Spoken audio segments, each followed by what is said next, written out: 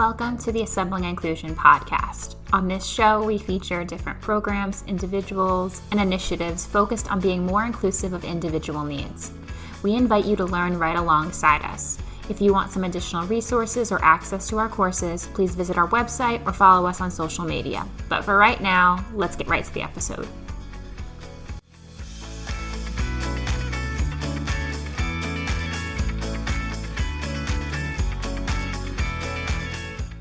Artificial intelligence and machine learning have been popular topics of conversation in recent years. But today we're going to talk about how these two areas can actually increase independent living. Specifically, we had the opportunity to talk to David Hojah, the founder and CEO of Parrots. Parrots uses AI and ML to give people a voice and provide telecare options for people who have advanced neurological disorders. This conversation is fascinating and really focuses on how they're using their tools to empower individuals to live their lives. And I'm really excited to share it with you all today. So let's check it out. Welcome back to the Assembly Inclusion podcast. Today, I'm joined by David Hojah. He's the founder and CEO of Parrots. So David, thank you so much for joining us today. Thank you so much. It's a pleasure to be here. Before we get into some of the really great work that your company is doing, I just wanted you to tell our listeners a little bit about Parrots itself and what the company does. So our mission is empowering people with physical and communication challenges to connect with the world. We build a platform called Poly, which is a SaaS hardware agnostic platform. We use AI and machine learning to give people with neurological disorders smart voice and telecare. The main thing we provide is real-time communication, which is very fast, rapid communications, and predicting sentences and actions and sending commands with live monitoring and alarm system for emergencies. One of the things I had seen on your website was that there was a discussion of, I think it was Stephen Hawking, and there was the question, how many brilliant minds are hidden from the world due to a lack of access to technology? So how does that quote factor into Parrots' overall inspiration and mission for creating your products? For me, when I went to college studying engineering and got inspired by many people, including Stephen Hawking, and I do believe there are millions of people out there like Stephen Hawking. They're just missing affordable, accessible technology to unlock their potentials, to able to communicate, to interact with others, to be the next scientist, the next engineer, designer, artist, whatever they want to be. We want to help all these people to be able to achieve their dreams.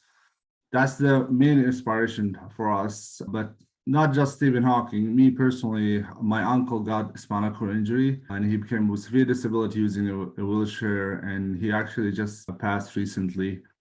And it's very sad for me because he was one of the inspiration as well. But even one of my friends, he was diagnosed with ALS in 2006, like Stephen Hawking, and eventually he lost the ability to walk using his hand, and nowadays can't speak with his little son. So it's all these happening with family members and friends and Stephen Hawking. It just pushed me to do something and use my talent and skills and passion and whatever I got to help all these people to be more independent, to unlock them from their darkness, or to be more active in society, not just isolated at their homes.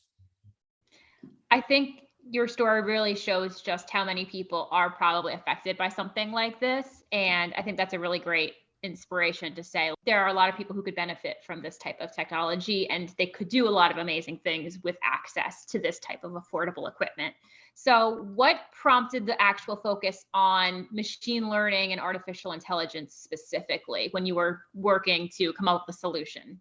I have experience working with many companies, from robotics, drones, digital health, medical devices, and we did use a lot of AI and machine learning and deep learning and all of that.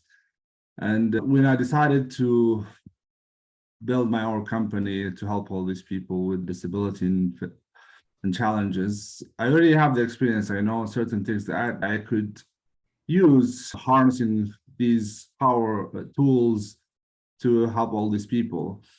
So by knowing the technology, I said, okay, I can use whatever I got to harness all the powers in the tool to make it accessible for all these people who need the technology.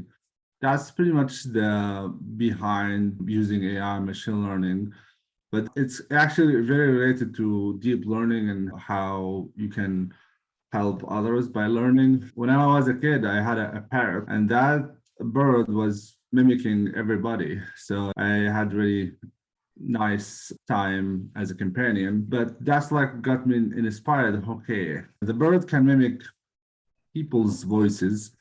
How about if I can build something kind of like a virtual bird to help them to interact? And this is how the name is coming on. The name is like parrots, so to help them to speak, that's the first of all. But the thing we want to help them with more, like to be more as a companion, as assistant, as pretty much virtual caregiver as much as we can.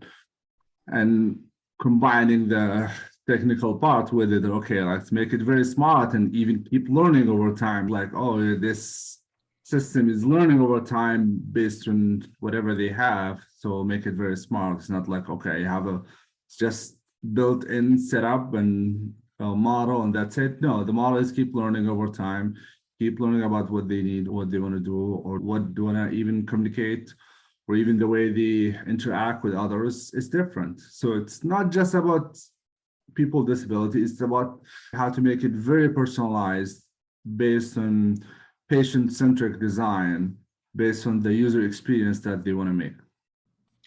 I think that's great because everybody's life isn't the same. So I appreciate the fact that there's that ability. So often I see in assistive technology that this is the technology and that's it.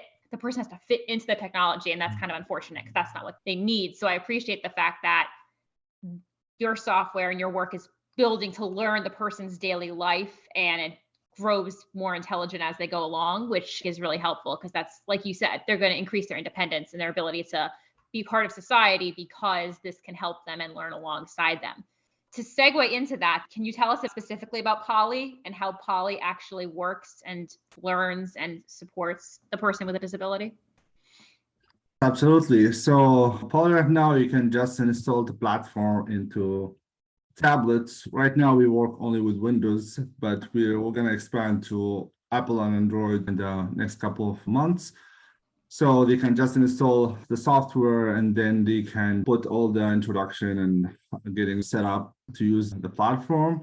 And then they have to pick their favorite type of inputs. Some people, they use eye gaze, so they can use their eye gaze. Some of them, they use a joystick. Some of them, they use even a headset. Or some of them, they could be using a shin control. Stephen Hawking, for example, he used to move his shin and then he can navigate through the screen.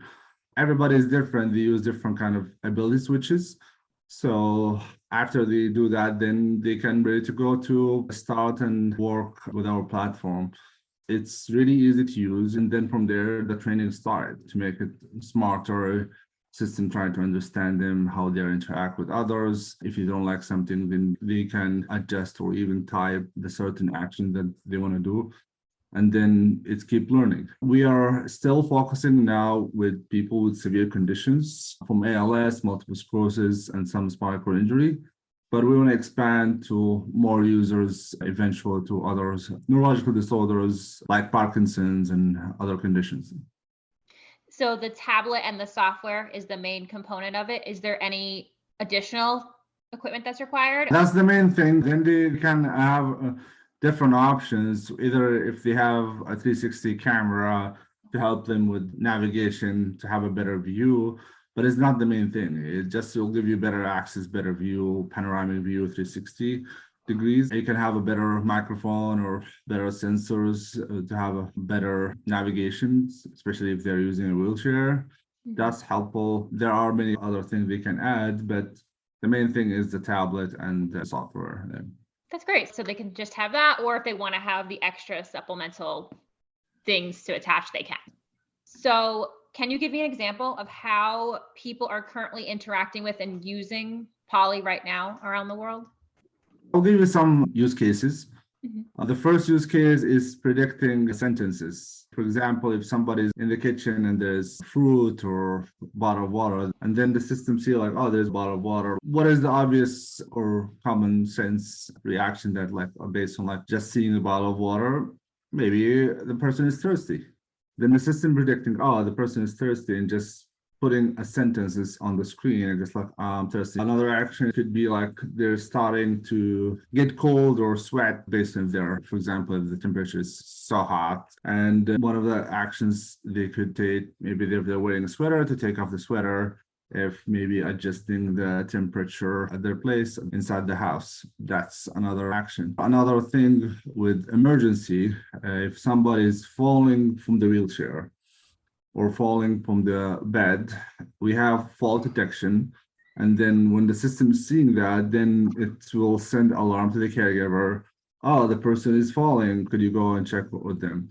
So that's for emergency situations. Another emergency situation could be somebody's choking, and then the system is understanding that the person is choking and send alarm to the caregiver to go and check their patient. These are different actions from daily interactions or for alarm system for emergencies. Even like predicting, when you talk to someone, you have certain answers that you answer, and then the system tries to predict your answers over time and see how is this person reacting. Some people, they want to keep it nice and short. Some people like to talk a little bit about what happened during the day. So the system trying to learn about all these things. So it really gets to know the person's communication patterns and how they like to respond. So it gives them, again, more of that independence to be able to converse in the way they would like to over time. Yes, absolutely. And even not just that, like give them the personality there. So you're not just relying on the computer model or whatever is there, and you have to adapt. No, the system itself is adapting to their need, adapting to be very adaptable for the patients, to be very human-centric design. That's what we're doing here. The second part regarding how the system is trying to pick up all the things from voice, from computer visions, from vital signs, to try to get all the inputs that is out there and then putting the best outcome, whether sending command, whether communicating with someone, or we have emergency situations. That's what we're trying to do. And on top of that, we're trying to give them more privacy, because as of now, most of the time they have to have a speech pathologist next to them, or a nurse, or the caregiver next to them to able to communicate with others. But we'll try to increase that independence so they can have their own privacy to talk with anybody without having a third person in the middle. So that's what I'm trying to achieve, which is a huge part. Having their independence and privacy back, it's essential. That's a great point. I sometimes, I think, take that for granted and forget about the fact that you have to have that kind of intermediate person in between within the conversation. And it's very difficult to have a private conversation if you have to have that person in the middle. So I think that's great that there's the opportunity for them to have that independence back, but still have the emergency access, like you had mentioned. If something does happen, their caregiver does have the notification to go and support them, but they don't need to have them right there beside them all the time. Yes, absolutely. So, what do you think have been the biggest successes of Poly or Paris in general so far? One of the biggest success, I would say, some of stuff we built actually from scratch. At the beginning of our journey, testing and building a prototype and all that, we rely on some models that available just to see what's out there and see the options. But then we started to build our own models based on real interactions between the patients, caregivers, nurse, even physicians, to see like how things are going and how to build really fast, accurate model that's going to help everybody here. That's one of the best things that we are proud of it. The second part, I would say, we really worked a lot to have our system to be compatible with different platforms. It's really hard to be hardware agnostic platform without doing a lot of testing to make sure it's really compatible, it's no issues, there's no errors or all these stuff that might happen. And it's work in progress, and you see it because there are many platforms out there, and you see many updates, and you need to make sure you're compatible with whatever out there in the market. So that's one of the things that we're trying to achieve, to be very compatible with all other platforms. These are the things that we really are part of it, and we are working to get better every day. And I'm sure that is challenging to make sure the software works on every device. Everybody's using some kind of different device. So I can see how that would be something that would be difficult to be able to do. And that's great that that's being worked on so that more people can have access to that type of software. What are some of the plans that Parrots has for the future? So is there any expansion plans or updates or anything that you're working on for the near future?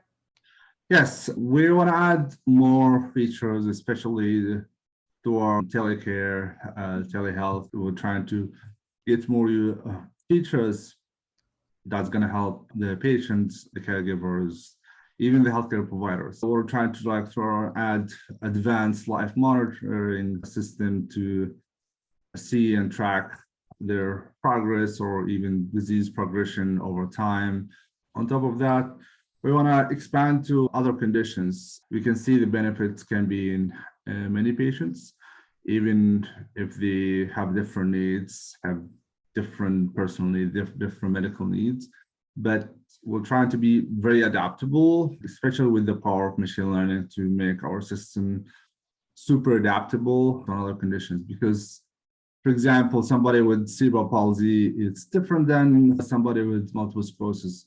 But we're trying to see the things that our platform can help the person with multiple sclerosis, and see what our platform can help other person with cerebral palsy, and so on, from other neurological disorders and other conditions. So we're trying to be very helpful, adaptable, to expand our market, to expand our impact, because that's what we want to do. We want to have a great social impact to help everybody here. I keep hearing the overall theme of adaptability, making sure it's really tailored to that individual person, depending on their disability, their needs. So I think that's really fantastic. And I just wanted to clarify, if somebody wanted to use the software, how would they go about doing that? They can connect with us through our website, www.flyparrots.com. We're trying to launch the next generation sometimes next year, because we're trying to move on from the first generation to next generations with better updates and features. So they can reach us there, and we'll try to contact them if they're going to benefit them and it's going to be a good match for them.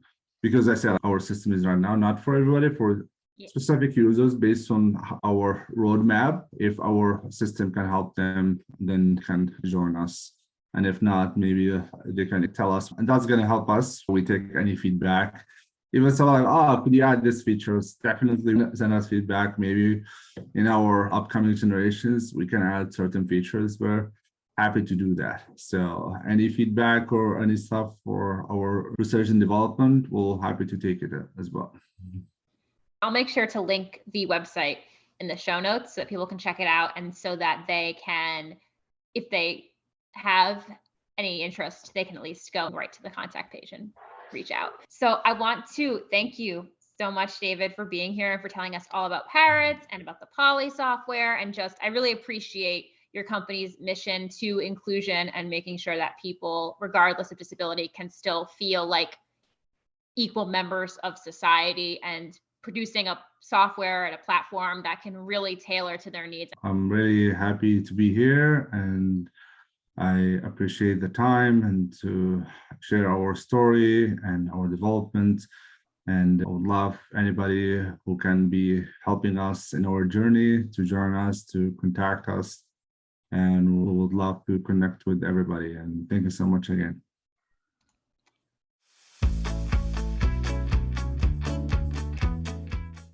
Thanks for listening to this episode of the Assembling Inclusion podcast.